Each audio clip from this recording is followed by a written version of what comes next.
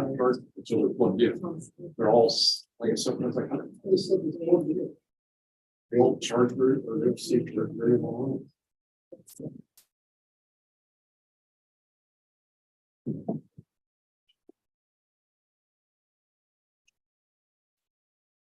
No.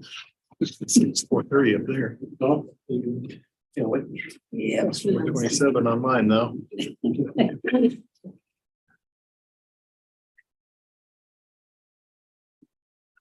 Hello.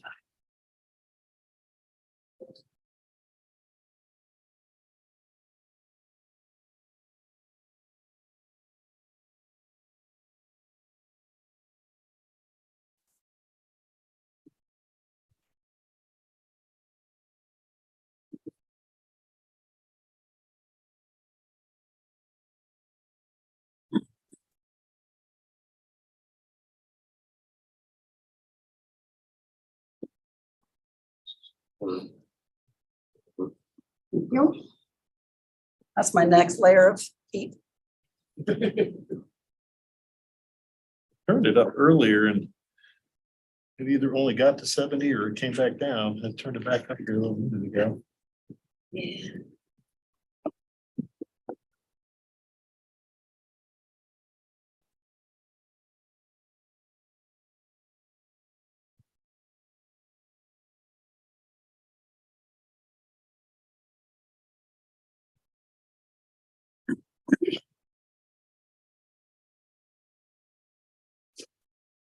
Nicole, have you heard from Jake? No, I have not, one way or another. But I'll keep an eye and see if he joins us electronically here. Okay, thank you. Uh-huh.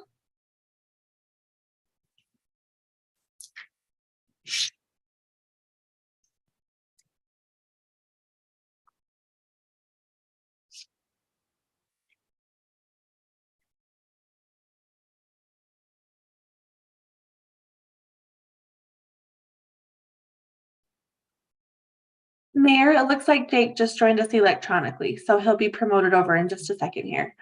Okay, thank you. Uh-huh.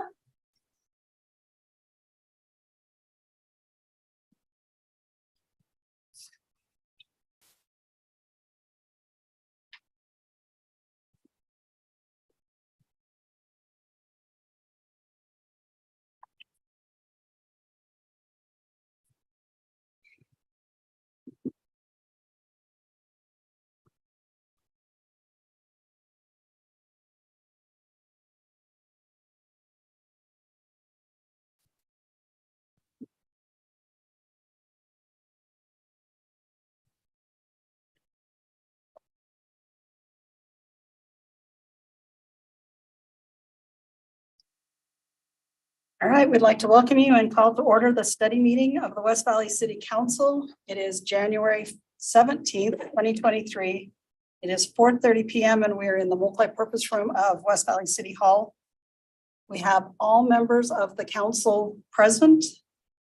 We have Councilman Norfelt, Christensen, Whetstone, Harmon, Kuhn, and myself in person, and Councilman Fitzsimmonu joining us electronically. We're also joined by Mr. Pyle at the table, our city manager, and Ms. Kamick is on electronically, our city recorder. We have our minutes of January 10th, 2023. I'll turn it to the council for a motion or discussion. Motion to approve the minutes of January 10, 2023. Second. Okay, we have a motion and a second. All in favor, please say aye. Aye. Okay, thank you. Those pass. We won't review tonight's regular meeting because we don't have one. So we'll move on to next week's awards, a proclamation honoring care and main service to West Valley City. And how did you want to handle that one, Mr. Pyle? However you would like What? to, Mayor, from either you or one of the council members reading it. I did have an extra note, though. We have invited her. We don't know if her health or situation will allow her to attend, but we have let her know that we're doing this. So she may or may not be there. Okay. And Jake is now in person. Is there anyone who would like to read it? Okay. Okay. I say I won't if I will if nobody else wants to, but if you have a desire. Really? West? Where did you go to high school? Granger? There you go. We're both there. Oh, for some reason, I thought I read something this last week that they were both at West. So that must have been somebody else's something. Yeah. Okay. So Dawn will read that for us next week. Thank you. We have our public hearings scheduled for next week. We have application Z-11-2022. And we'll turn the time over to Mr. Pastrick.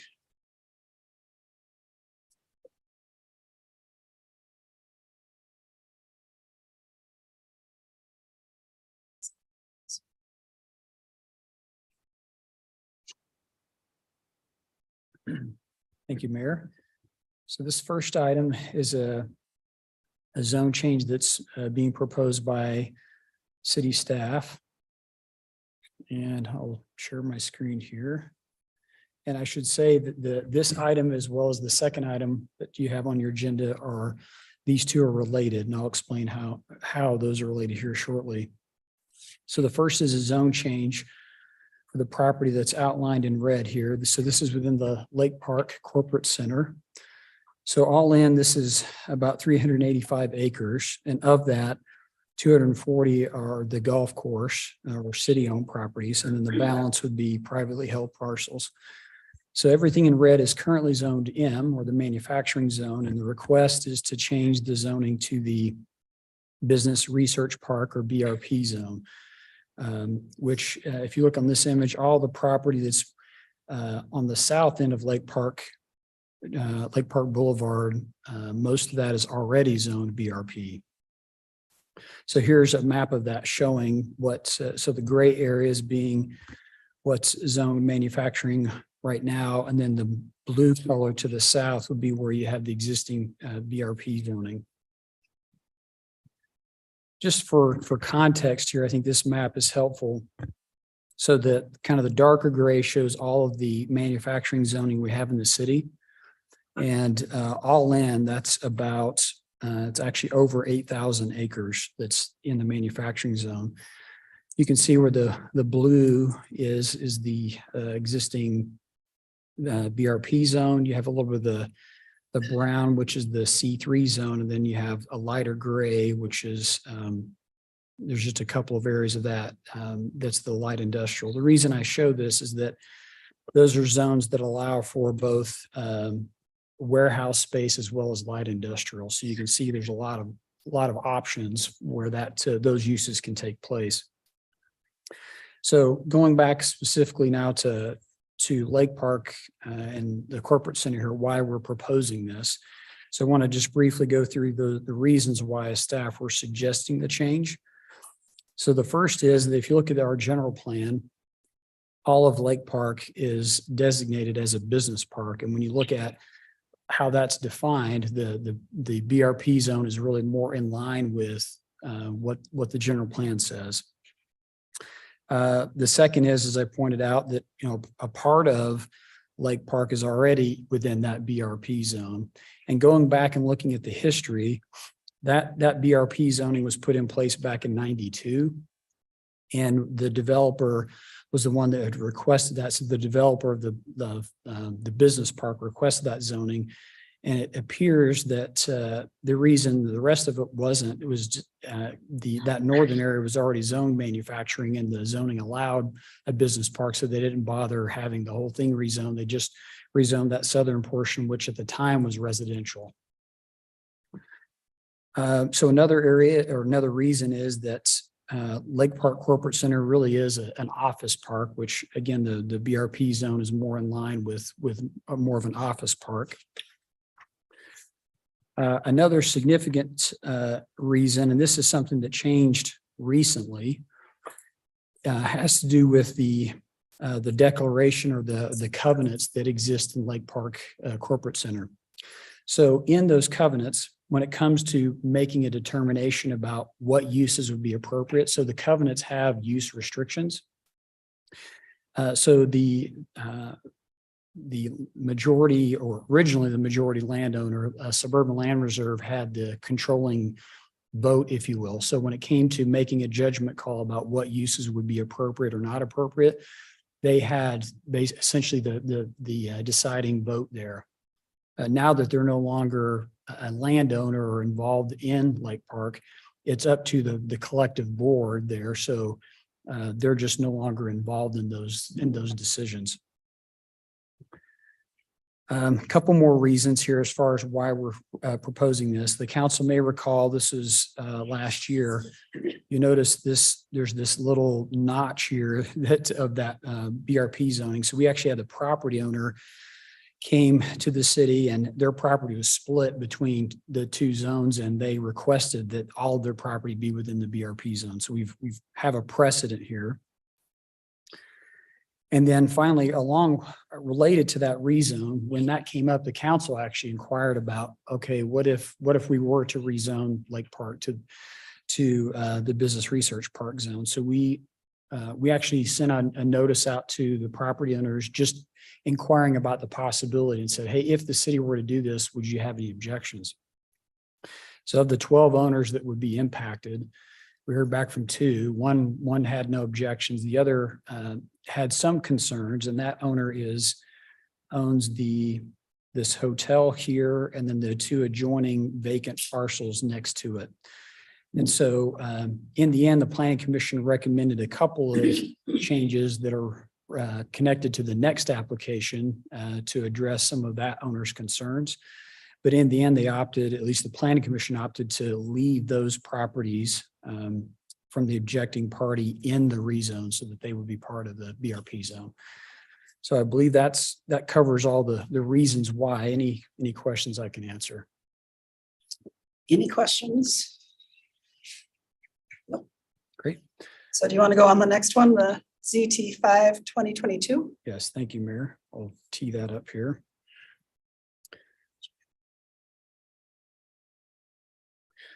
All right, so the next one is a change to the zoning ordinance, again by staff. And this would make changes to the Business Research Park zone. And I've got it here on the screen. This is, of course, in the ordinance, but just highlighting kind of the main points here. So within the Business Research Park zone, we've added a couple of what I would consider design considerations, as well as some use limitations. So the first being that if you're going to have overhead doors, that those would be on essentially like a side facing portion of the building. So they're not, those overhead doors wouldn't be facing like Lake Park Boulevard. Okay. The other design consideration is if you have a warehouse, which is allowed in the BRP zone, that it would meet our commercial design standards, which are already in the code. Then item 4 and 5 there in the middle have to do with land use. And so maybe a little bit of history on as how we kind of came up with these percentages. So you may recall we had a rezone request not long ago, just a few months ago, for property just west of Lake Park Corporate Center, where they were asking for the BRP zone. And as part of that, in the development agreement, they were suggesting these restrictions on use, right? So that it didn't turn into just a light industrial or just a warehouse type development. And so while I know that didn't pass, as we look at the BRP zone, we felt like it would be appropriate to have some further limitations so that this isn't just another, light industrial area, but that there's some limitations on how much of it can be light industrial and warehousing, along with office and other uses. So that's the reason why. And again, if you go back to this map here, is to kind of emphasize that point, if someone wants to do exclusively warehousing or exclusively light industrial, there are plenty of places in the city where that can happen. So it's not that we're saying you can't do this, right? It's just we're saying, hey, in these areas, we want it to be more than just that in the Business Research Park areas. Now in addition to these changes, so I mentioned, I'll go back to sorry for talking back and forth. I mentioned that the property owner that owns so right here, as you're first coming into Lake Park, there's the existing hotel and a couple of vacant parcels next to that. So as that owner is looking at different development options for those properties, his concern was that he's considered potentially different restaurant options or other uses that might go on those parcels. And so in addition to the changes that we were suggesting as staff, the planning commission recommended at the request of this owner that there be a few other uses that would be allowed in the business research park zone that aren't currently, but are allowed in the manufacturing zone. So in other words, there's quite a few uses that are not allowed in the business research park zone that are in the manufacturing zone. And so this would just give a little bit more flexibility. So the first is a brew restaurant, essentially, is the first. The second is a fast food establishment with a drive-up window. And then the third would be an indoor event center. Those are the three that owner had requested, and the planning commission felt that given the other uses that are allowed in that zone, those would be appropriate. And so those changes to the BRP zone, I pulled up this image here to show where those would apply. So these areas in yellow on this map are the existing BRP zones. And of course, if the council approves the first item on your agenda, that this area, the northern part of Lake Park, would also be within that. So again, just summarizing, this change would add some design standards, some use limitations, as well as add a few additional uses that would be allowed in the BRP zone. Okay, any questions? Just curious, would any of the prohibited uses in the BRP zone impact the golf course at all? So, No, yeah, the golf course would still be fine under that zone. Golf course has a restaurant, right? Is that considered a restaurant or? Right, and so a restaurant right now is allowed. It's just there's that certain type is prohibited, right? and that indoor event there's restricted use of the BRP that doesn't impact the golf course at all. Yeah, I and guess if we're changing that to be allowed. correct. It would be allowed. My only concern with Lake Park, since I office there, is the feel of Lake Park right now is majority is office. Right. And so your two little things, I think it's 4 and 5, 60% of the buildings could be used as light industrial warehouse. I would feel better if those were more like 30%, so that it still remains mostly office with some warehouse for light industrial. One of my big concerns is not only the look and feel, but and I mentioned this last time when we talked about the parcel to the west, is the semis on Lake Park. And you've got at least 3 roundabouts, you've got 2 schools. I would like to limit that. And I think if we limited the warehouse or light industrial to a smaller number, that would limit the number of, hopefully, of semis on Lake Park. So that's my only suggestion. I don't know if anybody else has concerns or feelings of that. Were there any restrictions on warehousing in the manufacturing zone? The one I have issue with is the drive-up window on the fast food. We can't do that on 56th in certain places. I just think, again, for the fill of the area, I don't know that a drive-through is the look we want. So that would be my only one. I can agree with Scott on smaller, if that's a stopping point, but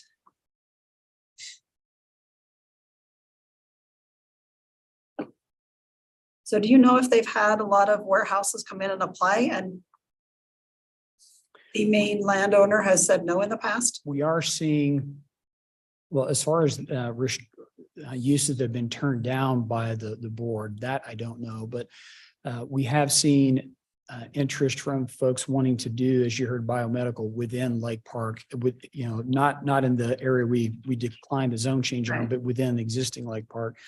And so some of those uses, if we were to reduce the amount of industrial or warehousing, that would impact some of those uses. Now, they're a little bit different in that oftentimes with these biomedical uses, that light industrial component is often different than typical light industrial, where it's like clean rooms where they're manufacturing things in a kind of a white glove, if you will, environment. So it's a little different, but technically that's still by definition considered industrial, even though it's quite a bit different than what you would typically expect from industrial. Okay.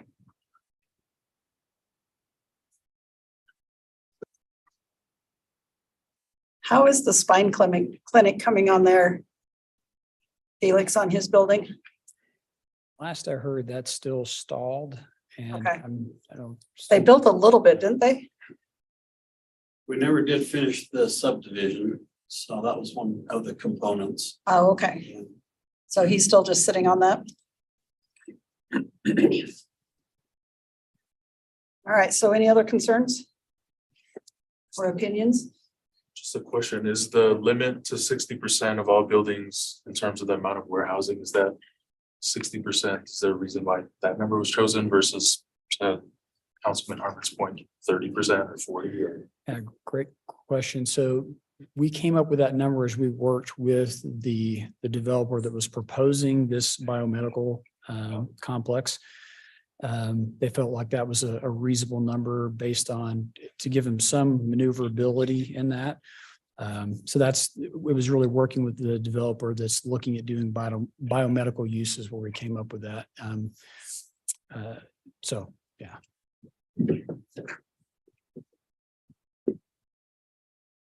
Hey.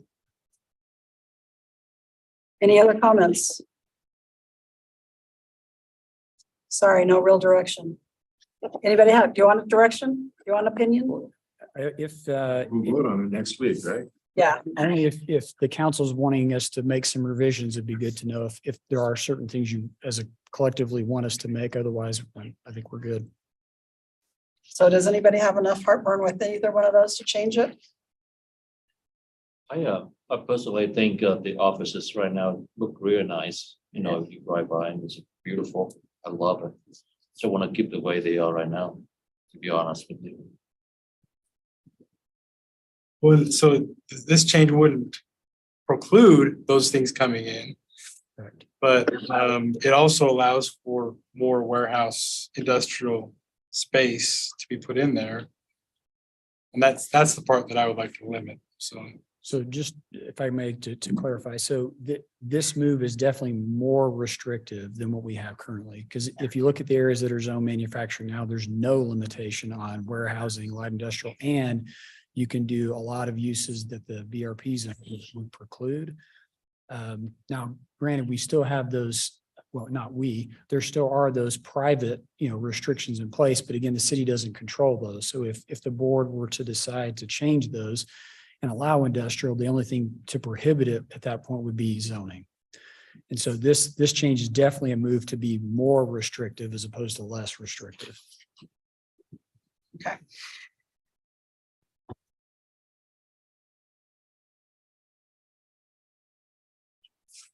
Okay. Thank you. you. All right, we'll go to our resolutions, and it is the Miss Day Show. So we'll start with 23-02.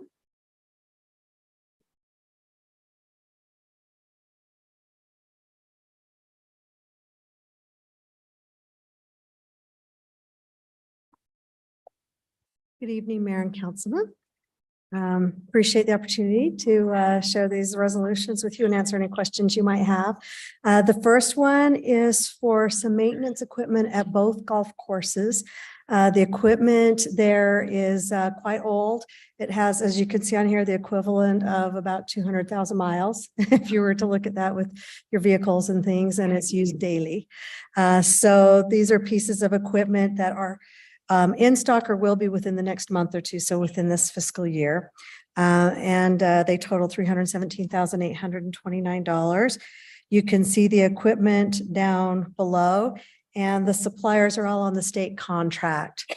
So we're able to work with them on that and keep the golf courses in the pristine condition that they are in. Okay. Scott's got a question. There you Yes. go. Two things. One, and this goes for just about everything on the resolutions, is we've known how old these things are and why weren't they included in the budget that we have every year?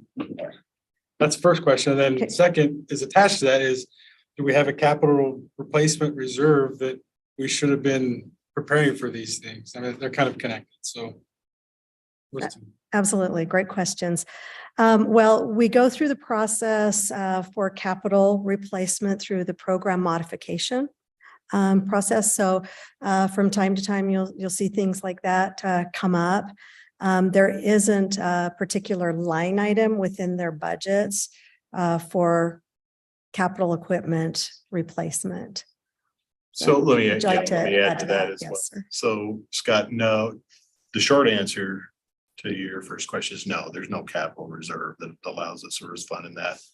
Between the operations and the debt service over the years, that's all that was able to be covered from trying to keep it within reason from a balancing or at least staying close to the budget standpoint. What we did used to do with these kinds of pieces of equipment is lease them. So we'd come back and we'd ask for budget approval on a 3-year, 5-year, whatever the lease was.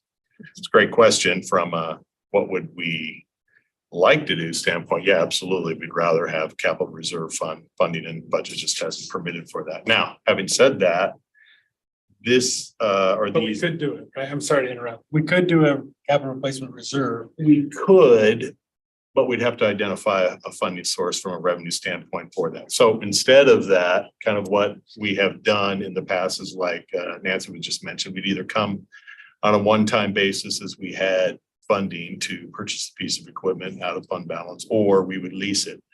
This 317,000 or however many pieces that is, 6, is actually part of that $1.5 million program mod that was on the list submitted in the current budget year. The reason Nancy's picked these particular ones is because, like she said, they're equivalent of 200,000 miles a piece on them. And these ones are actually available right now. So, like we've had issues with the fleet, you can't really get them. So there's really no point in necessarily coming and getting your approval. But the idea behind that program mod of the 1.5 is if we could take money out of the capital improvement project, the CIP fund, which is at the highest levels we've ever had right now, and we can buy these, then you really would be in effect taken care of for what, 5 years? 5 years. Most of these are about 10. Right, yeah, so 5 to 10 years. And then if you were then able to, if the council was desirous to establish a capital reserve fund at some sort of a proportion of that on an ongoing basis, then we would actually be in a position to do that, as opposed to just paying the lease payment or Yeah, something. I But we totally still get that, but appreciate it, yeah. So we still wouldn't have an identified ongoing funding source, but we would be able to move out our capital replacement need there that far in the future. I think that's more of a budget issue of having identified that line item of a capital reserve from the get-go and build that up over time so that in 5 years we have money in the budget to pay for it, the replacements. My line of work, we build affordable housing, and in every beginning of every project, we have to start with the capital replacement reserve. It's for replacing roofs and decks at the golf course or HVACs or, equipment. I just don't know why we don't do it for municipality stuff at West Valley. It's not desirable, but it's definitely the reality of, and until 4 to 5 to 6, 7 years ago, we still had debt service on both of these golf courses. So there's this progression of, we've got this fund balance deficit that we were funding for years in terms of the debt service because the operations don't cover it. on either one of the golf courses. Then we got almost to break even. That was the next step of progress. Once first the Ridge Golf Course was paid off, and then second, the Stonebridge Golf Course was paid off, which got us to that area. And that's only been within the last 2, 3, 4 years of where, yeah, okay, now we're almost at a neutral or a break even sort of standpoint. Debt So, service would be like bond. right. So all of my projects have loans and the lender requires, Mhm. whereas our bonding probably doesn't require a reserve. Correct. But if it's a regular lender, they would require a reserve. Yeah. Because you don't want a project to go underwater. If they have, Sure. you know. We have easy pockets to go into the left pocket and pull money out, but some projects don't, so. But I think it's a better way to manage the budget if council wants to talk about that, which Absolutely. is on my list of strategic planning things. Yep. All we need is identified funding for it. Our capital reserve, replacement reserve is not a standard for municipalities. Is that not a practice that's commonly used? It's a practice that's commonly used. It just depends on the circumstances of each individual city and what their municipality's history is, what their revenue sources are like. One of the challenges that West Valley has faced is we're relatively young, only 42, well, whatever it is now, 42, almost 43 years old, inherited a lot of unfunded capital needs, projects. The sidewalk list is a great example of that. And then in addition to that, had all these growth needs that we had to pay for and take on at the same time, or in some cases didn't have to take on, just the bodies at the time wanted to build this golf course and buy a golf course. And so we dealt with the situation as they came along. We're far now better off than we've ever been before, but no, that's correct. We're still not at that position. And if those had been included in the first place, sure, we'd have been in a position to do that on an ongoing basis, but the debt service would have been higher at the beginning and the operations would have been higher at the beginning, and that would have had to have been funded or subsidized from the general fund. And the elected councils chose not to do that.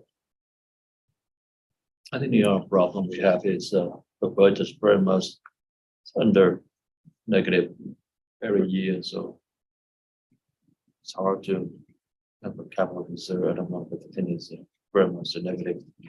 Is that right? Well, yes, in the same way, we balance the budget every year, Tom, to the point, but I think if I'm understanding the point you're trying to make is usually when we come in a new budget year, you'll have a certain amount of money of growth, right? Right. And then almost all of it is eaten up by operational costs, which are almost all So you have no from a growth. usual standpoint, they're personnel costs, right? So we have no what? Sorry. I was just So you have finishing. no growth, you have very much under negative number every year, and then where you can get that money to get the. Right, you have natural growth, but you always have more costs than you have growth. Is that kind of a way to say that? Sure, the state, and you come up with 2 billion. Well, I will say, it just kind of been foreshadowing from what you may be hearing from the state. This is actually going to be a pretty good looking budget year. And I think at least to some of those needs that Scott's talking about, we might be able to fund part of that. I'll give you a couple of 3 examples. Perennially, every year we'll have a request. Nancy's asked for an ongoing capital reserve fund for all parks and recreational facilities for some years. And in the last capital facility plan, which we're just finishing up with the court, there actually was some provision for that upon the debt expiration of the Maverick Center in 2026 or whatever that is, right around there. Obviously, we're not to 2026 yet, but in this budget year, we may be able to have the ability to do that and give that some attention, some leeway or space along that line. Another one from an operational standpoint that we talk about also every year is the fleet, right? We fund that out of the fund balance. Not that we couldn't or shouldn't put it in the general fund on an ongoing basis, but because of budgetary restraints, we've chosen to do that because you can make the decision to buy the fleet or not buy the fleet every year, right? And so we've excluded that. In this year, it's a possibility that you may be able to put that in general fund in total or in part. Another operational example of that is we come with a program mod request each year for overtime budgets, mostly that are from a large standpoint in our public safety services, both police and fire. Might be able to do some of that as well, so. So maybe go back to what Scott, he says. You have a very high debt service. You have a department expect, the department expense are very high too. So one of the two, you have to cut it down. I think that debt service, you cannot do that, but the department spending, maybe you can cut it down. You can have some capital reserve for that. Well, in the case of using like a golf course, for example, we run pretty lean on water, fertilizer, personnel, and all else you're really buying is equipment or that sort of thing. So if you've got the money, you can do it. And if you don't, you don't. Golfing has not been a traditional revenue growth industry in the state of Utah, that's for sure. Although our golf courses have done pretty well in comparison to their neighbors. And so we've done the best we can do. Okay. Seeing no other questions? Oh, there we I've got go. one. It's just, who gets the plow? The plow, let me look on. Two tractors, but only one plow. Oh, the one that needs it the most. I can't remember which course on that. And some of them, I apologize, the last one says time Aerifier, it's time. I noticed that tonight. I apologize for that typo.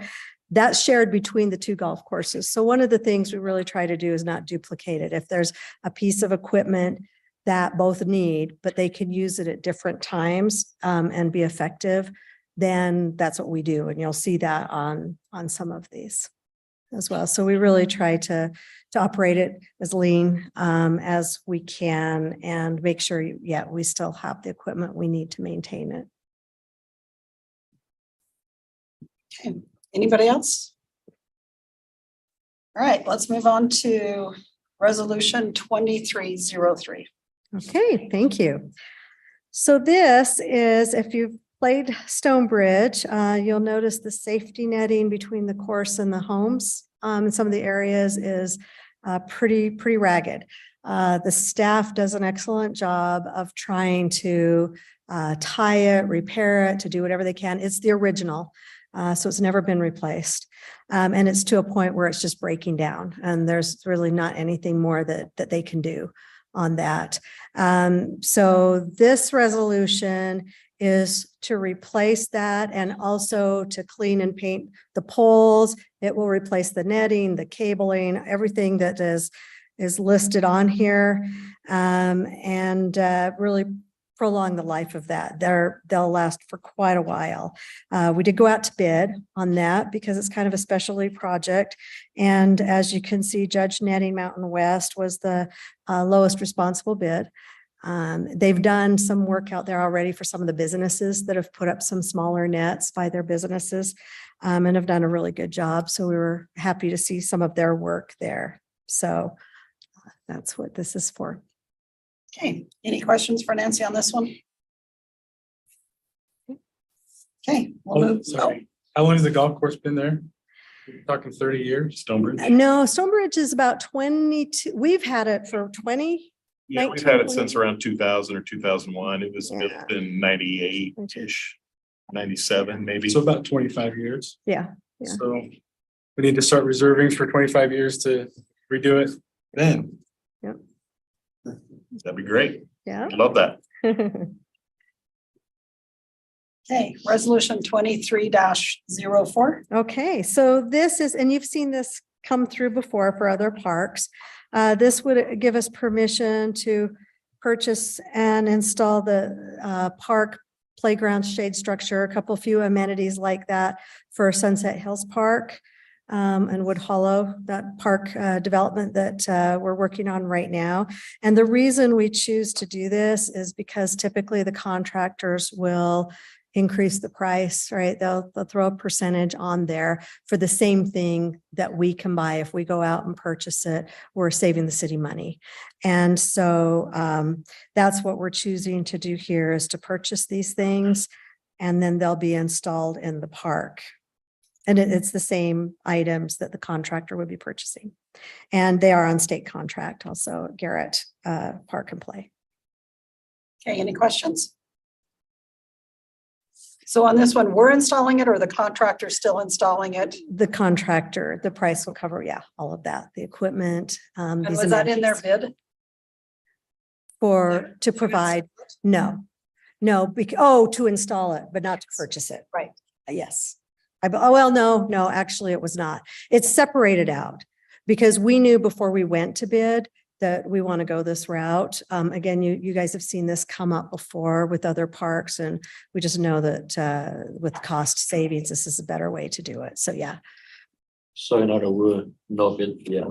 right. We're not taking work away from the contractor that won the bid for the entire park, right? This is all part of this So, cost right. Yeah. So the installation is in with this cost? with, yes. So Garrett will provide the equipment and also install it. Okay, So, yeah, okay. sorry. I think I understand what you said. Confusing. Okay, any other questions on this one? Okay, All thank you. right, Thank you. All right, now we'll turn the time over to Chief Jacobs for resolution 23-05.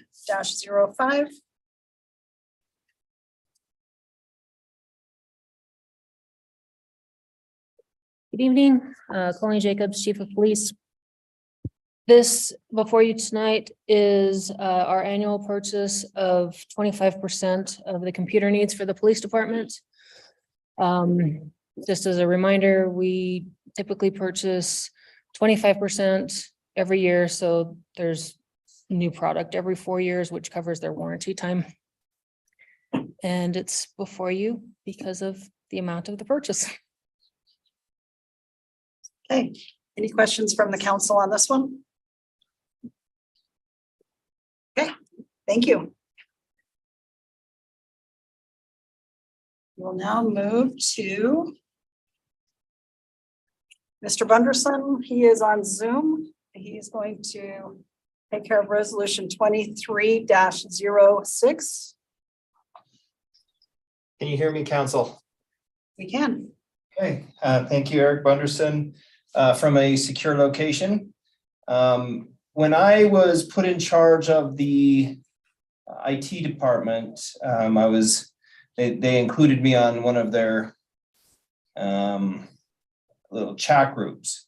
And one of the days on a Sunday morning, the chat group was saying that they had to go out to a call, and I thought, oh, that's got to be like a fire or a police issue on a Sunday morning. It turned out to be a antenna on top of the Ridge golf course.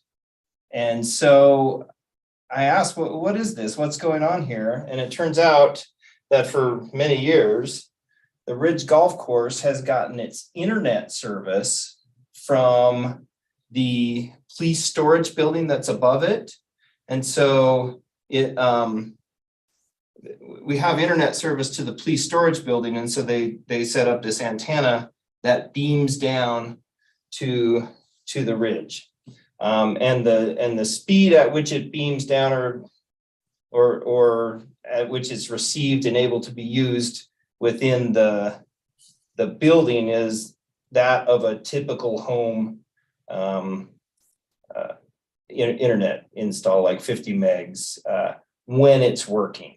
When the wind blows or some other kind of malfunction messes those antenna up, it will actually stop working. And so that concerned me on that particular windy Sunday. And I asked the guys the next day what was going on and why we didn't have a direct internet connection there. And the answer was it was quite expensive to get Utopia to run there. Somewhere in the estimation of about $85,000 to get the install. So I thought it was working well enough and that we just keep going as long as we could. Well, two things happened, that it stopped working. I don't know if the equipment's degrading or something, but the golf course is having a lot of trouble with the internet lately. One reason might be in the fall anyway, when we had a lot of tournaments going, there was just a lot of traffic.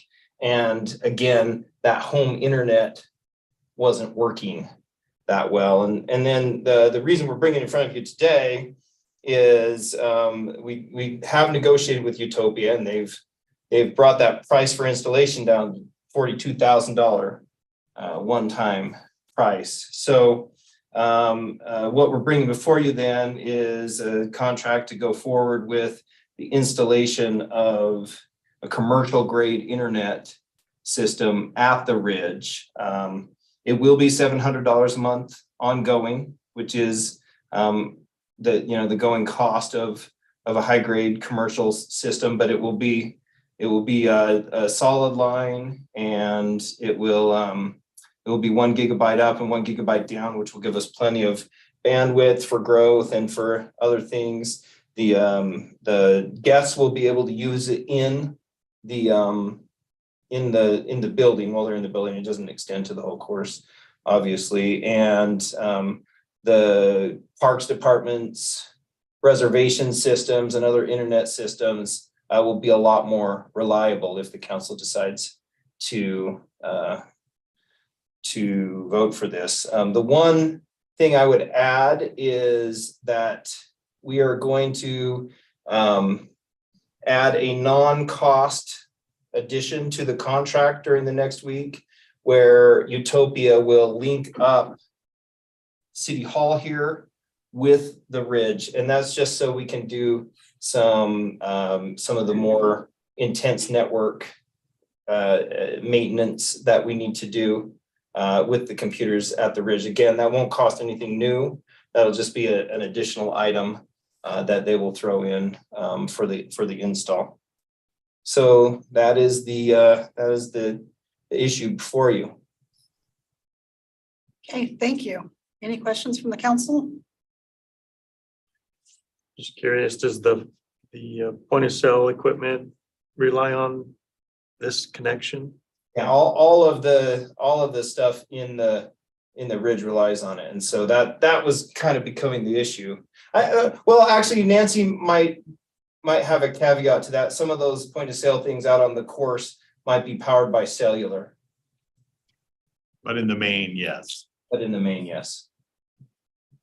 Do we post at any of our facilities?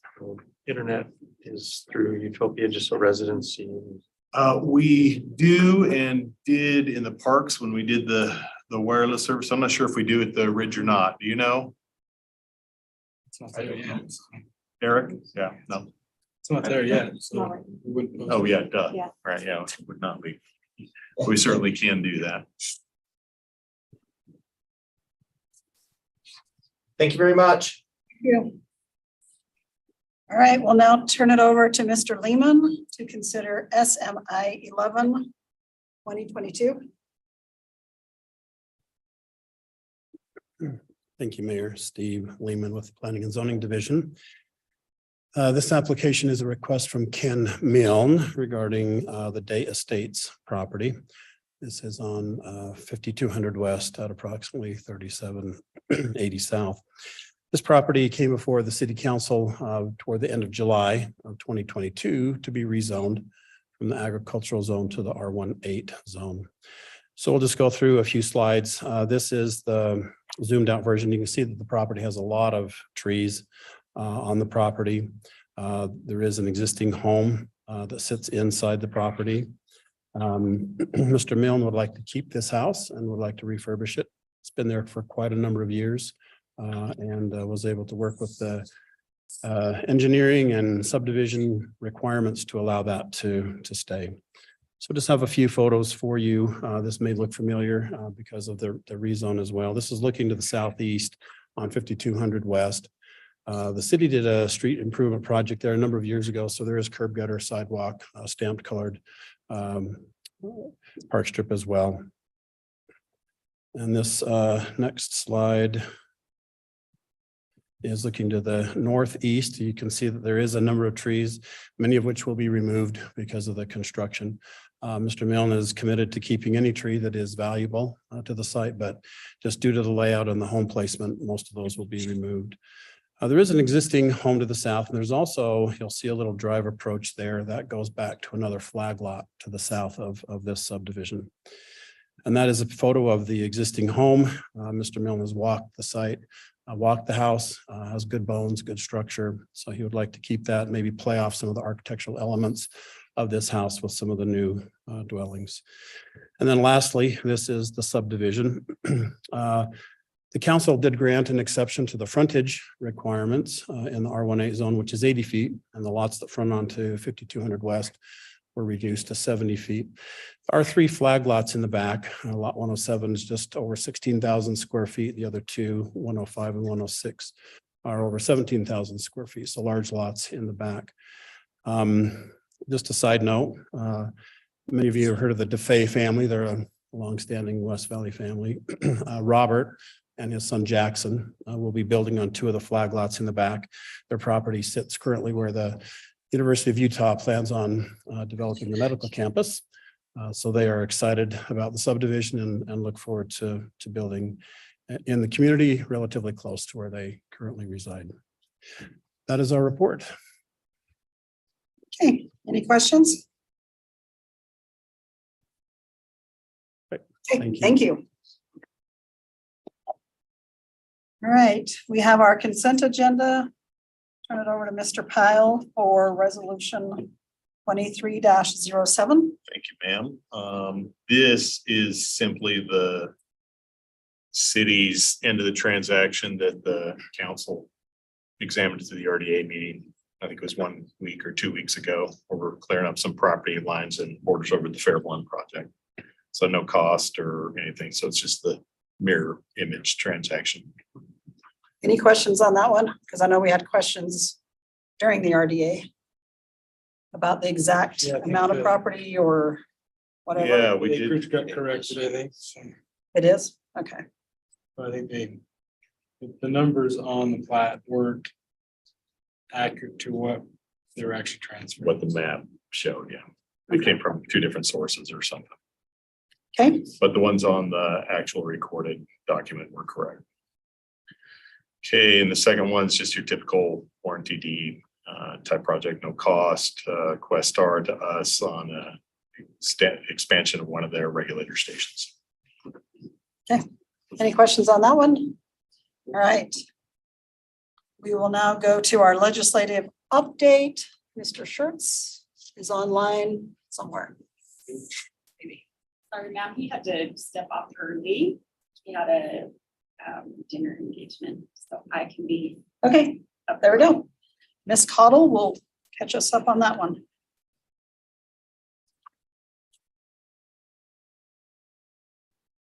Okay, so just a quick rundown for tomorrow.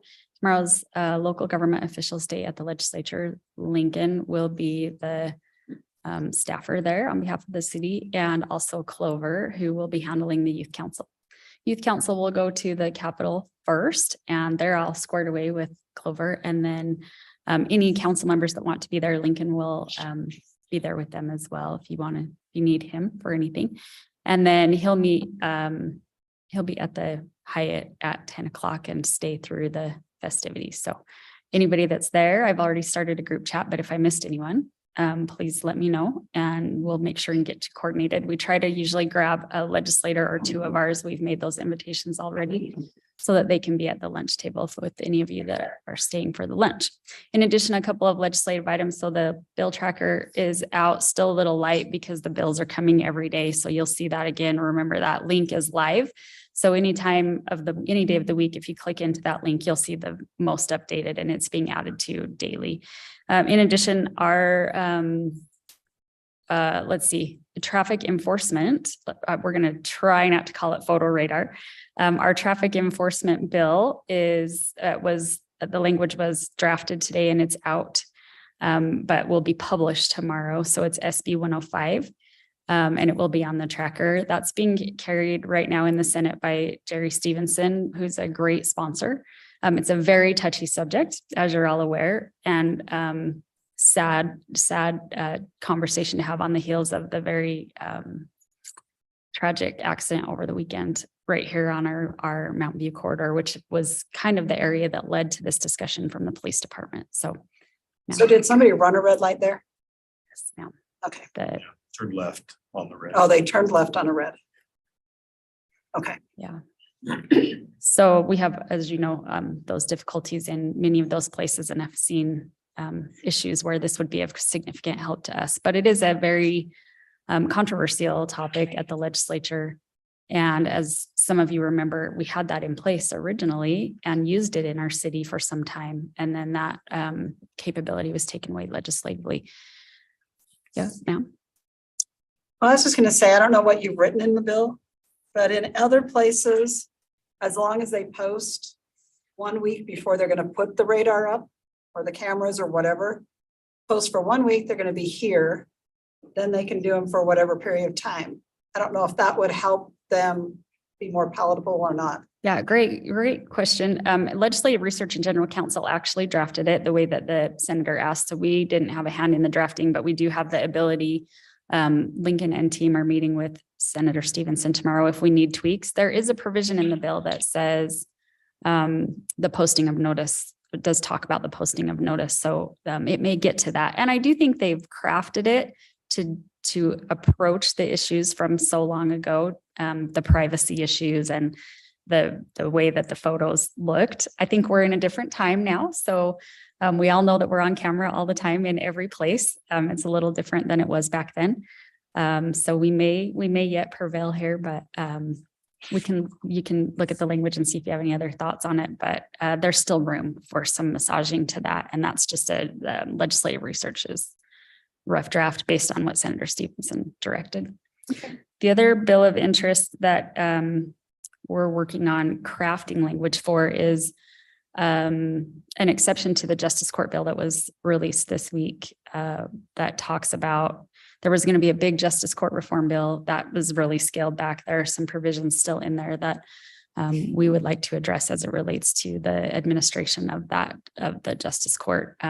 So the sponsor has been very willing to talk to us specifically, given our large nature, the big number of cases that we process and the very non-existent problem they have with our Justice Court. So our Justice Court's not the issue. He has acknowledged that and acknowledged that we do a good service here. And so willing to put in some modifications for us. I don't know how willing, and we'll see how the drafting goes, but those are the two hot topics today. Any other questions? Okay. Was there any movement on assigning HP Highway Patrol to Mountain View instead of our city officers to our state highways that go through? Yeah, great question. We have ongoing conversations with them, and the chief could probably talk to what it sits like today, but they have been very willing. And as we work with them, we take kind of you do it, we do it kind of discussion with them. And I know that they've come to do Mountain View multiple times.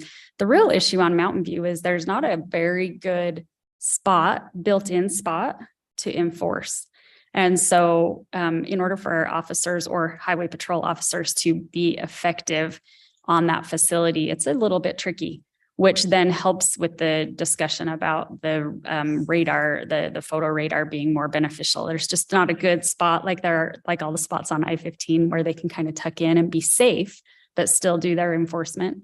Mountain View doesn't have those natural in many places, does not have those natural locations. So that's been part of the problem as well. But I don't know, Chief, if you have any other discussion on where highway patrol is right now with regards to enforcement on Mountain View. Yeah, I've been in several discussions with Colonel Roberts with the highway patrol, and it would require an increase of 50 troops in the Salt Lake County area. So it would be a legislative funded increase to DPS for Salt Lake enforcement, but the Vancouver and Mountain View.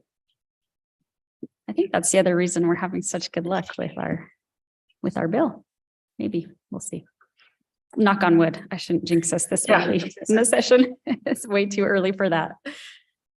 Hey, did anybody else have any questions? The final plat approval that we looked at today, is there good example of when we see something and then it comes back to the council for another approval.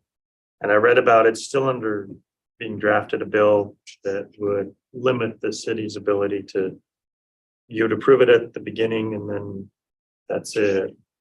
We have thoughts on the advantages to that versus one and done. Yeah, great question. So my understanding, having not seen the actual language yet, is that provision does deal just with subdivisions. So it's important, at least as far as I understand it, and when the bill comes out, it could be totally different, but it's important for us to understand that as it relates to the zoning and the actual control of the project that you have as council, that happens at that legislative stage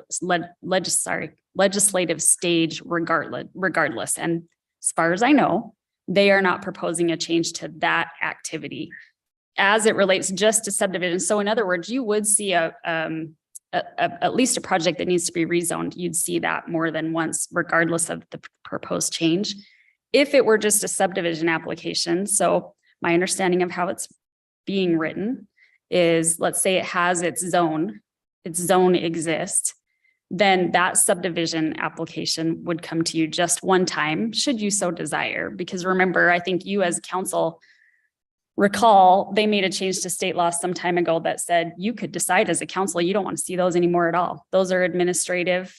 If they check your boxes that you've put into code and the state law boxes, they get that anyway. So you as a council could have decided, we don't want to see those anyway. That's not where we're at. With regards to the way the state law is drafted, you would still see those, but only one time. In theory, you really only see those one time, except for if they're coming with a preliminary plat for some reason. And usually that's to their benefit. They do that for their purposes, not necessarily ours. Sometimes it's required depending on what it is. So two things there, I think from our perspective, we're maintaining the zoning control. Good. Being able to see the subdivision still because you want to as a council, you've elected to do that, still okay. We don't really see them multiple times like some other cities do anyway, but we still have to, I'll reserve all judgment until I see the exact language because I think that bill is potentially impactful. We just don't know exactly how yet. So does that sound about right?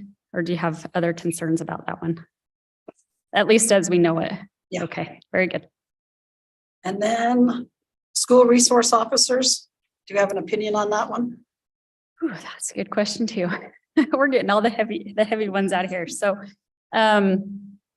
there's a lot of discussion about school resource officers at the district level and also at the legislative level. And that discussion has come from a lot of different places. So in the practical application of the discussion is there's not enough money in the world and also not enough officers in the world to staff all of the schools the way I think any parent in the world might want that staffed, right? Or any of us might want that staffed. That's a very expensive endeavor. And when you start talking about the number of schools, even in West Valley, all the way down to the elementary school level, our district is saying, and as one of the largest, if not, I think the largest still potentially, they're saying, okay, good, great. Let's talk about how we do that. They have done a lot of different things. So Granite School District has become pretty creative about how they both contract for those provisions and how they provide with their own officers. All across the state, all of the districts do it differently. And I think that's where the bill at the legislature is coming from. So there are really two discussions happening. There's a lot of discussion at Granite, and then there's this legislative discussion, which is, should we require it? And if so, how are we going to require it? How are we going to pay for it? Is it a city mandate that we're going to be unfunding here? Is it a district mandate that is funded or unfunded? Do we want to take those monies away from the classroom and put them to security? Do we want to come up with a different funding source? And those are the discussions that I'm hearing about it at the Capitol right now. It is a really tough one. Right now, the officers in the schools in our jurisdiction are being provided by the district. There's a long history behind that, which Mr. Pyle can relate to you much better because he was He was in the room as to why that is. But right now, those officers are currently being provided at the levels that the district has assessed are necessary by the district. They would love to have that conversation ongoing with us about partnering in that endeavor. So I don't know what that looks like either, but that's what I have to report today. And I don't know if that bill's been drafted. I'll have to look that up to see, but I know there's talk about it. Okay. Because I do know there's some mayors that are saying this is a priority in our city and we will pay to have officers in our schools for our kids. And I think mainly it was the high schools and then secondary, junior high. Yep. But their high schools was their number one. We need to have an officer in there. Yep. So I don't know what the feel of the council is or. Well, my understanding from the high school level on up, the cities have always had that opportunity, and the Granite School District was more than happy to let them have school resources officers in it if they were willing to fund that. That's right. Mhm. So there's nothing new in that scenario. Okay. I think what's happened is some of these cities have gone to the school district and said, why aren't you either paying us to do it, or at least proportionally sharing the cost of that, or providing good service yourself? That's right. Mhm. And again, in our city, in our high schools, Granite is providing the officers in the high schools. Yeah. And in some of the junior highs as well. I can't remember the list, but in some of the junior highs. Oh, and Chief has something. Okay. I just think in the future, we'll need to look at that and see if we want to spend the money to do that or not. Make it a priority for our schools. So, okay. Anybody else have any questions? Okay, Okay, thank you. thank you. All right, we now have our council calendar. Before we go there, can I Oh, bring up one more thing for Eric?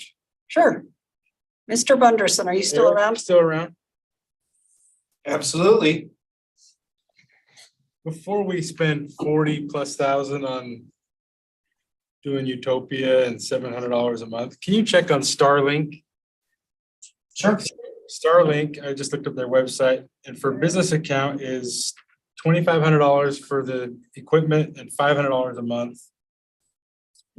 And I've got a couple of friends who have Starlink and they rave about it, so. It's a good idea. Very fast. Very fast. It's very, very fast. And reliable. Okay, Thanks. you bet. All right, council calendar. Did anybody have any questions?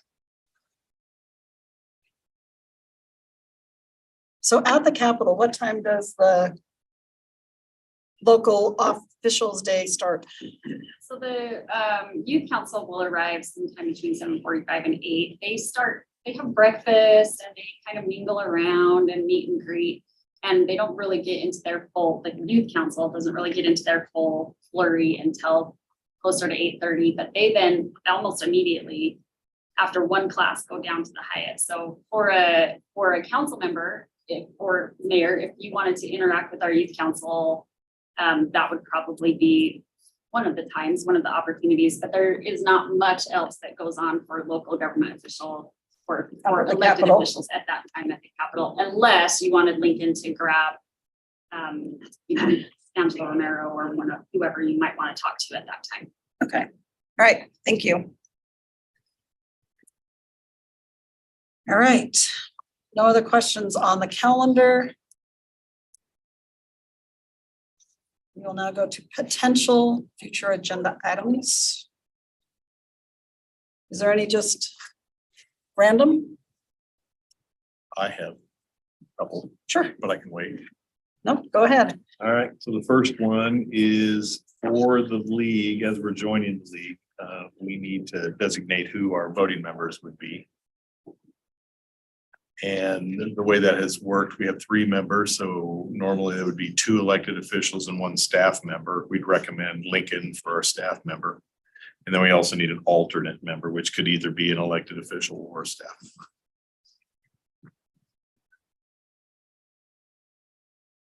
You know, how often They have meetings at least weekly During the during regular session. Yeah, They're After weekly. that, it's less than that, yeah. They're elected to the board, it's monthly. Yeah. But not, if you're not elected to the board, then you just have to show up, basically to the LPC. LPC, the League Policy Committee meeting, Which is that monthly or? weekly during the session and During the then session, monthly. monthly mostly. They don't even always have it monthly. Okay. So is there anybody who wants to volunteer? I can take one of them. If somebody else wants to take the other seat. Is it? First month, is it Uh-huh. only for No, it's 2 months a year or? it's the entire year. Entire year. Let me get back to you. Okay. And if we are, or you would just rather not, or not available, we can fill the alternate position from the staff standpoint too. Nicole's done that quite often in the past. She can do that as well. Or I should say she has volunteered graciously to do that if needed. The thing is, especially during the legislative session, you have to be registered to vote. So you have to be one of the 3 designees, Right. unless you're a board member and then you become 4th designee for the city. You know, if how many of their meetings are in person or they do a lot of virtual? I don't know. I think they can. Since we dropped out of it, I haven't been to too many, other than holding the LPC during COVID and that on You know how they're doing? I believe that they're allowing for a hybrid option, but I will confirm. Okay. during COVID, and right afterwards, it was online all the time. Right. Most all the government entities have been leaving it both ways. WFRC, pretty much all of them. That'd be great. So, okay. If you decide you want to do it, let us know. Let's talk about it. We're gonna arm wrestle later. Okay, When you do it, one could be the alternate. there you go. Then you can cover each other. All right, was there anything else? Yes, following up on the contract discussion from last month, the city manager's contract. So we have a engaged attorney. We have the terms as we understand them, and they were related by the council. And we have a number of different versions of city manager contracts from across other cities. So I would propose we're ready to move forward and we could have that attorney come and draft a version and then bring it back to the council just to move it along. I would propose that unless the council wants to do something differently. Yeah, my instructions for Eric that was given to me by the council was to set up a department so we can hire our own attorney. Mhm. So we're still just waiting on that and we'll move forward. Okay, well, that's a different discussion from the contract. If we are gonna have that, I would ask us to have that as a separate discussion. We don't need a full-time attorney, I don't think, just for drafting a contract. And there are legal issues associated with duties, responsibilities in the form of government that would make that difficult to do. So I want to have that discussion for that. Yeah. But that's a different discussion than just the contract. So as a council majority, we decided we wanted our own attorney to draft the contract. Which we did. I did that. That's the instruction I received. Yeah, so set us up. And we engaged that attorney. So we That's the chose our instruction I attorney got. and that's not how And I you can expected. still, I'm sorry, and yeah, you could still do that. What Eric did was he went out and contacted 3 different attorneys. He picked one as a likely candidate. If you'd like to interview or talk to those 3 candidates for the purposes of the contract, I could have that set up as well too. But we weren't bringing an attorney to be hired as a full-time attorney. Not a full-time, just as needed, Oh, just as as needed. Oh, So that's what I told him. Yeah. So I don't know why he's doing something backdoor different. he's not doing something backdoor different. Eric doesn't take direction from the council, obviously. Eric Well, he did was come in and- here in the Eric did meetings, come that's and why. relay the discussion to me. I got my direction from the assigned member of the council, and that's what I understood was the direction. So if I'm not following that direction, then maybe we should have a closed session and talk about that, how we want to approach. I don't know that we need it closed. Or right Yeah. now is fine as well. Yeah, so If we want to talk about that right now in terms of that particular aspect, I would say, as Eric, I know told you. And again, I may not have understood the instruction either, but if you would like to have an engaged attorney on particular topics, I would suggest we could do that on an individual basis, just like we are with the contract, and we could do that. This attorney, for example, would not be appropriate for probably anything else other than employment contract, because that's the specialty we went and approached. As far as any other topic that would come before the council, yeah, we could talk about that and hire a contract attorney on individual basis for those as well. I don't necessarily see a problem with that. My understanding was we were gonna be asked to hire a full-time employee attorney that would be here on staff, to which my discussion and question and recommendation back would be, you have 4 civil attorneys right now.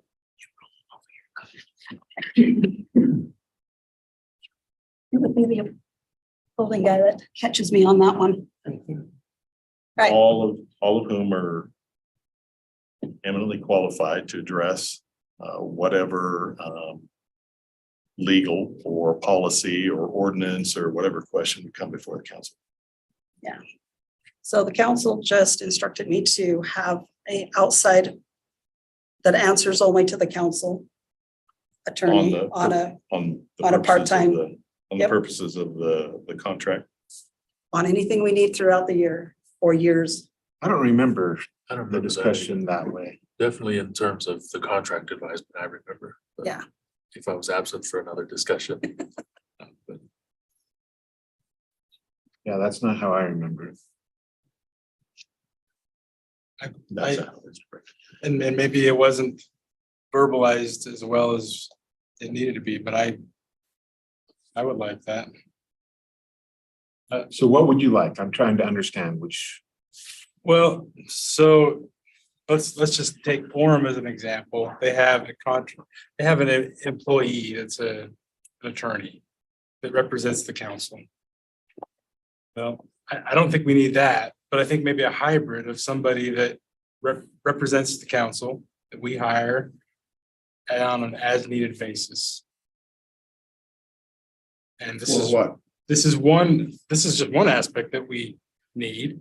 Who knows what else we would need, but Because my recollection was it was only for the contract. today. But, you know, what if we have other questions that, And we have Eric. well, okay, but I'm only going off of this issue. And then also trying to learn from Orem how they have concerns with developers and other issues, and they felt like they needed their own representation. They already have a city attorney. They wanted a city council attorney. So I think it's a good idea. When I was on the state board, we did 3 or 4 contracts with new superintendents. And we just used the city attorney or the board attorney. Was hired by the state board, which was the attorney for the entire agency. Like Eric is for us. Not for us, for the city. When I say us, I mean the city. The last time I remember we had a problem, small problem, we very much like abandoned, basically that we didn't have any council to basically protecting us. When you say us, what do you mean? Say it again. When you say us. Us, That's what do you mean? you mean the council, Oh, you know what I'm saying? So we have to very much try to look for a council to do that. I don't remember that we've had a legal issue that we, Well, I did recently, maybe you forgot, but recently that happened. Not. Yeah, I think we need the council as we need in case. Only for the contract, but something else, maybe whatever come up, we'll have something to represent us, someone to represent us. It is for the contract, but I think to have a resolution in place to where we can hire, let's say, special counsel or city council, legislative council, or maybe we have other specialists we want to hire. I think a resolution to allow us to do those things, I think would be great. And it would protect us as council so that we know we're feel comfortable with the council we're getting. It's funny was, last time that thing was happened and Eric Bunderson said, well, you guys don't have a council, you don't have a attorney to represent you. I'm representing for the city manager, and I don't represent you guys. So it kind of shocked me a little bit, to be honest with you. I think, yeah, and I think if you understood that way, Tom, and we can have Eric speak to that. Eric doesn't represent the staff and he doesn't represent the council. He represents the city. Which really goes to Lars's question, I believe, in terms of what is us that we're talking about here. I'm just still trying to come up with any kind of I kind of get the employment contract thing because that concerns me specifically and therefore maybe think I'm a little too close to the staff and therefore engaging some outside counsel on that subject might be appropriate. But for what other topics or concepts, whether it's development or whatever, if we don't,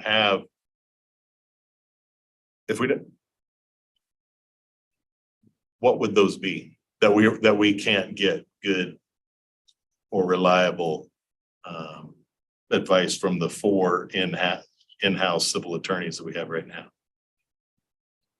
So right now, for me, the changes to the employment manual that were budgetary, and all budgetary items should come to the council, and it did not.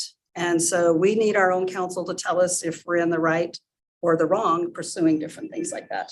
Okay, so that's a good example of something I think Eric would be perfectly capable of doing. But again, to your question of could we engage somebody out there on a topic by topic sort of basis? Yeah, I mean, we've got Irma, in fact, that's where we got the 3 candidates. Or Eric did, I had nothing to do with it for this topic, but just using that as an example, I'm not sure why you would need an attorney to advise you on an employee handbook manual, which is clearly within the city manager's authority. Guys, and I get the budget question. The management part. I get the budget question, but that would not be an issue. Anytime any executive staff member, if that's the issue you're referring to, and there are other ones that involve money, but an executive staff member who has either in the past or would leave in the future would certainly fall within whatever the budget is approved departmentally. But then we've never, ever in the 25 years I've been here at the city, ever had to go back to the council and ask them for a modification to the budget to deal with somebody leaving the city. That's a management decision and been dealt with by management and been dealt with with no problems. Ever. Because those things weren't added to it back then, the new budget items. Sorry, what? Yeah, no, because nothing needed to be added. Nothing needed to be modified. Nothing needed to be added in terms of dollar amounts from any departmental budget from anybody ever leaving. So the 6-month severance that's been added to executive staff is not a budgetary, that's a budgetary thing you have in there all the time? It's within, well, let me give you an example that wouldn't even fall in terms of a termination or separation pay. For literally decades, we have had employees at all levels, whether they're executive staff or not, that would have accrued hundreds of hours of bank sick leave time, which we have decreased as a liability and ended the possibility for that many years ago. But there are employees on the books that still have those hours, and when they retire, or we have to pay them out if they still have them. So we deal with that within the existing budget as it sits as a department. We either say, don't hire anybody to replace that position until that liability is paid off, or we say, oh, do we have other unfilled positions or other unexpended funds within the departmental budget that we could use to do that, or we found some other way to deal with that. I might add also that that 6 months that you're talking about isn't necessarily 6 months, it's a potential.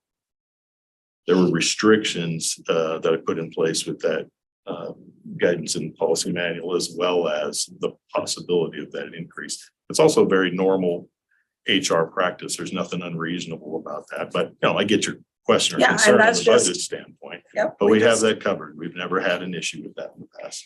And then generally, sick leave is paid out by other cities 25%. And it was changed to 100%. Yeah, no, it wasn't changed to 100%. It was reduced from and this was way back in like 98, 99. It was reduced from an unlimited accrual of sick leave paid out of the 100% to a maximum of whatever it is now, 300 for a regular employee and 300 max that you can accrue from year to year. Sorry, not that you would pay out, but that can be accrued from year to year. Anything above that is lost. So yes, the percentage stayed the same, but the maximum level at which you could accrue it was changed to reduce that liability. And we've almost worked through that, which is obviously a principle of responsible budgeting. We've taken care of that and been able to do that within the budget and within the department budgets.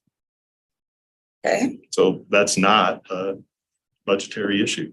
It would be a budgetary issue if I came back and asked for other funding from the council to take care of it. Seems to me, and I could be steered and corrected, but it seems like the crux of the issue really is about the ability or inability to hire our own counsel as a council, right? Correct. So I'm not even necessarily opposed. I think I raised a question about outside counsel in regards to a contract in terms of an ad hoc as needed kind of counsel when it's really, really needed. I'm not even opposed to that necessarily. We're already talking about that in terms of the contract. So for me, because Orem has the same form of government, correct? And they allegedly have this ability. I'd love to have a communication and learn more about how that works and or, the legalities around that. And if it's effective for them or not, what the pros and cons are. But for me, that's the crux of what we're talking about. All these other things are sorted out. Which we'd be glad to provide, by the way, but I can tell you right now, because I'm familiar with the Orem situation.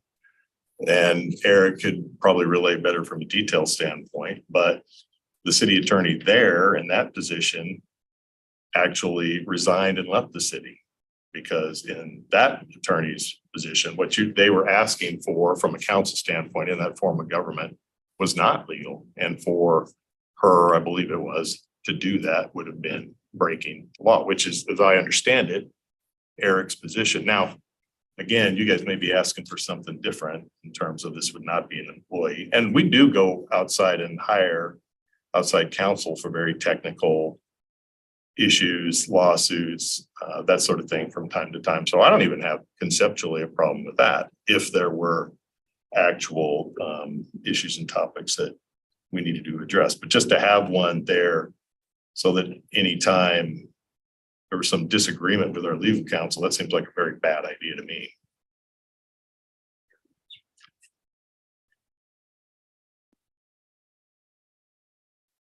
Any one of us could hire our own attorney.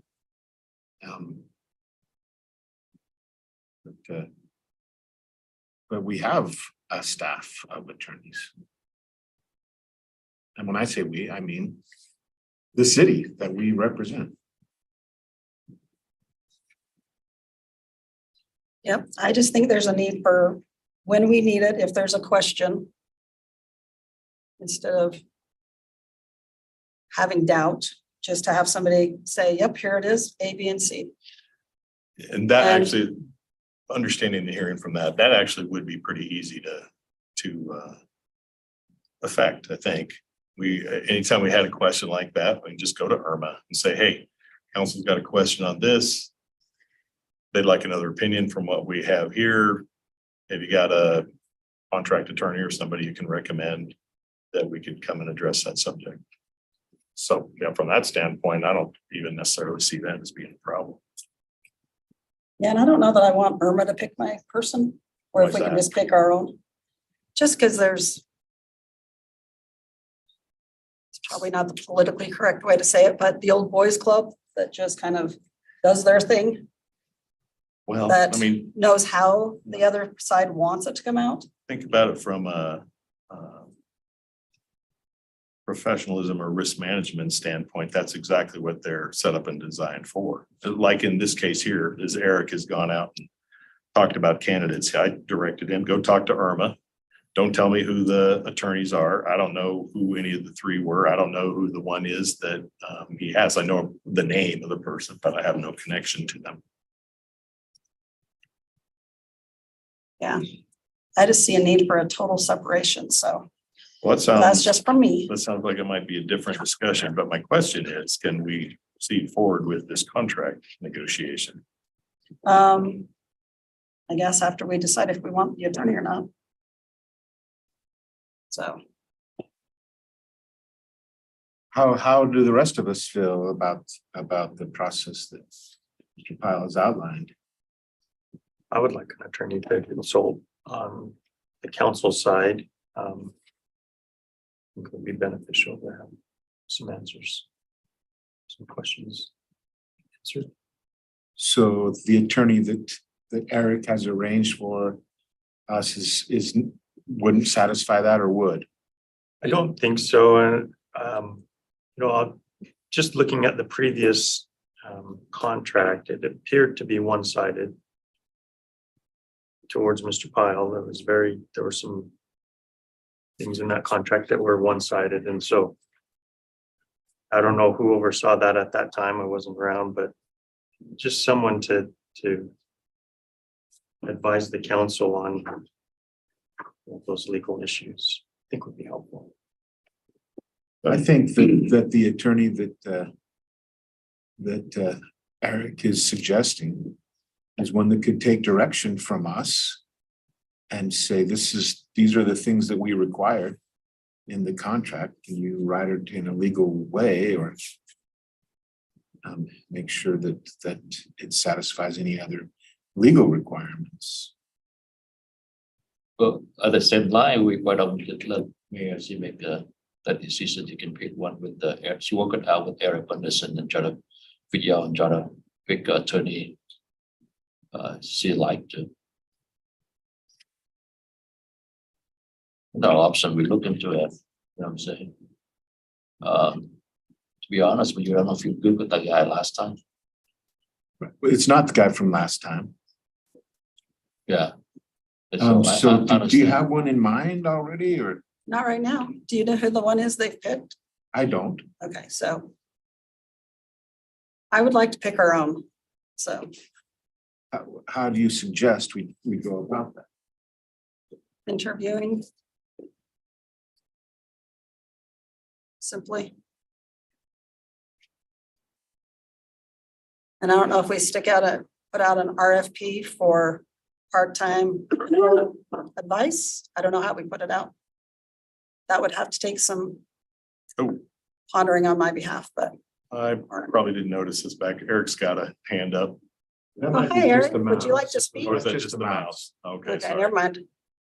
Yeah, the hands are usually yellow. Yep, that's right.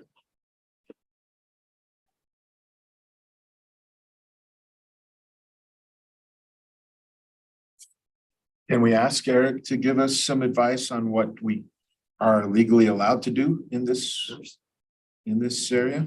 Yep, absolutely. Eric? Hi. Sorry. Hi. So I have been listening along, and I sent the council attorney-client privileged email some months ago, I think, now, and I've outlined it in there. I'd prefer maybe not to repeat some of those things in public for fear of some kind of pending litigation. But I could, and what I had contemplated with this person that I had found is an engagement letter, which would set forth specific duties and the specific people that lawyer would answer to. I feel like, and again, I don't want to get too deep into it in an open meeting, but I feel like we could, using that method, figure out a way to get what the council wanted through an engagement letter is how I would say it. How you pick that person, I think would be entirely up to the council, but that's the method that I came up with of following the law and the attorney's rules of ethics. So it sounds like maybe we need to have a closed session so we can get the full instructions on Do you know what, the legal issues here. Eric, do you know what day you sent that? Got it? I'll resend it. It's in my email. Around 11. It was a response to something that we were discussing a couple months ago. Okay, I can resend it though. okay, that will be helpful. And if everybody looks at that, they can come back with, It's 11, 16, 15, 18, right in that area. okay. Well, if he resends it, that doesn't matter. Okay, any more questions on that one?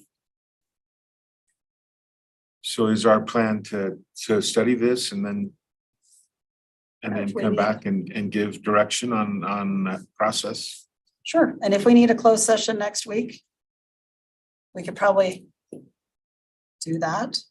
I don't know what we have for stuff. In here, starting at about 11:08. Okay, well, he can send us the specific one he's speaking of, so. Okay, Can we just go into closed session now and talk with him about this and make sure all of our questions are answered right now? sure. Do you want to do it now or Yeah, can we I finish wouldn't. everything else first? So Or do you, let's finish everything else and then I'll make a motion for a closed session. sure, Done. all right. Was there anything else? Only, I don't want to steal any of your thunder, but you had a list on the strategic plan items, and I was going to assume that the budget item on there probably was going to move to high priority Mhm. as soon as possible from a discussion standpoint, which I just wanted to mention, we are ready to do that. We followed our normal budgetary calendar, and so we would have been ready to make that presentation in what we normally would have done. So that would have been a week or so ago. So anytime you're ready for that, we're ready. Okay. All right, so we have our proposed strategic plan items that we're just going to deal with in study session instead of having a strategic plan. So we'll start on that, but I think it'll take a minute or two. So let's take a 5-minute break, go run around, get all of our wigglies out, and then we'll come back. Anybody making a motion? Do we need a motion for that? Nicole? Break. Do we need a motion for a 5-minute break? It might be best too, just for the record. Since the legislature's now open, I would move we saunter for 5 minutes. There we go, saunter. Did I get a second? Second. Okay, all in favor, say aye. Aye. Okay, see you back in 5.